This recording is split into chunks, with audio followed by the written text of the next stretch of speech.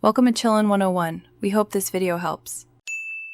You'll start by preparing both your console and device. First, enable remote features on the Xbox and set power mode to instant on so the console can wake remotely. Make sure you remain signed into your Xbox account on the console. This is how your device finds it. Then install the Xbox app on your phone, tablet, or PC and sign in with that same account. Once done, confirm both devices are on the same local network or have stable home internet before proceeding. Now you'll connect from the app to your console.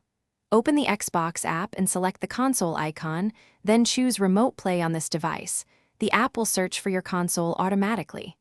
If the console is asleep, the app can wake it because you enabled Instant On.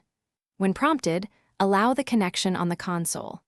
Next, pair a controller to your phone or PC by Bluetooth or plug it in via USB. You need it for input because touch controls are limited for most games. Finish by launching a game and verifying performance. Start the game from the app or console and watch both video quality and input lag. If you see stutter, drop the streaming quality in the app settings to reduce bandwidth. Make sure your controller is responsive and audio routes correctly. If something fails, restart the Xbox, close and reopen the app, and reboot your router.